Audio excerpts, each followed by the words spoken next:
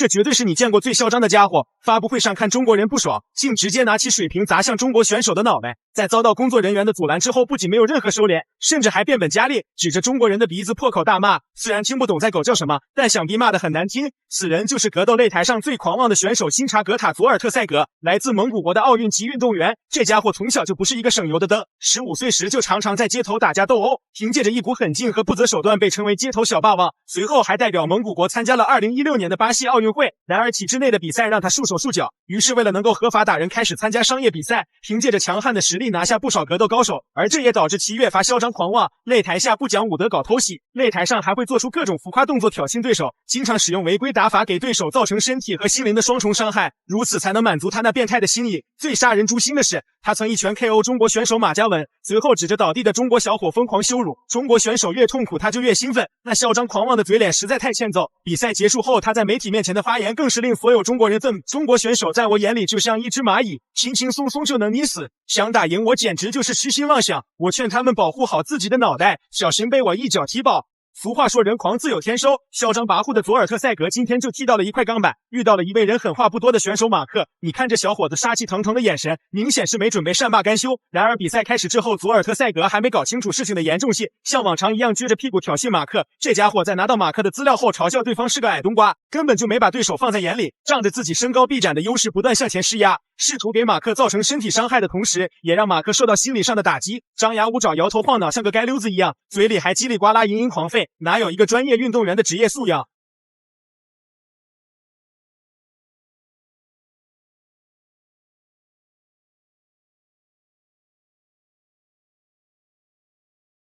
哎，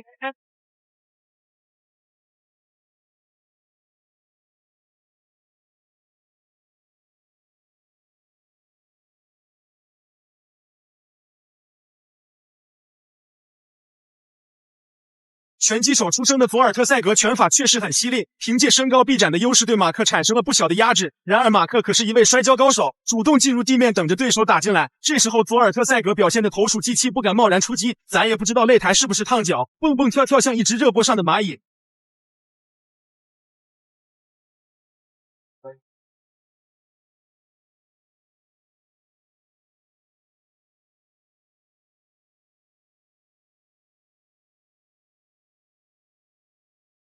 马克找准机会下前抱摔，把佐尔特塞格带入了地面。整场比赛他都表现得坚定不移，从未因对手的挑衅而乱了方寸。虽然此刻佐尔特塞格防守的非常严密，但只要进入了自己的优势领域，马克有100种方法将其解决。而佐尔特塞格明明有非常好的断头把位，却不懂得如何运用。所以说这家伙地面能力不强，身高臂展的优势在地面缠斗中可并不能加分，反而有可能限制自己的灵活。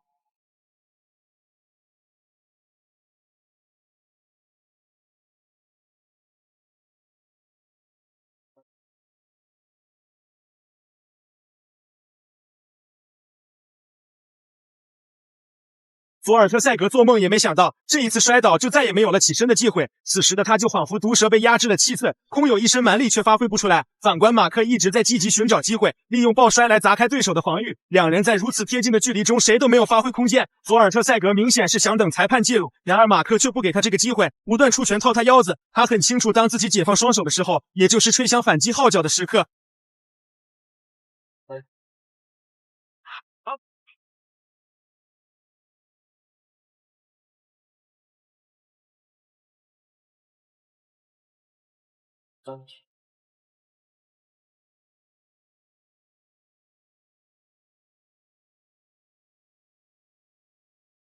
哎，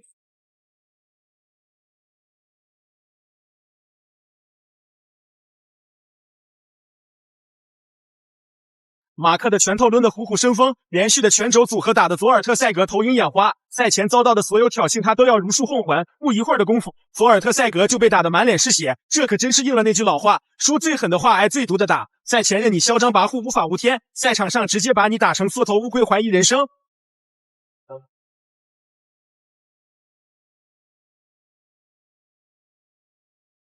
眼瞅着佐尔特塞格血流满面，无力反抗，吓得裁判赶忙上前终止了比赛。他怕再打下去要闹出人命。佐尔特塞格这次是彻底被打得到心崩坏。这场比赛告诉我们，骄兵必败。擂台上你可以嚣张，但一定要有嚣张的实力，否则下场会很惨。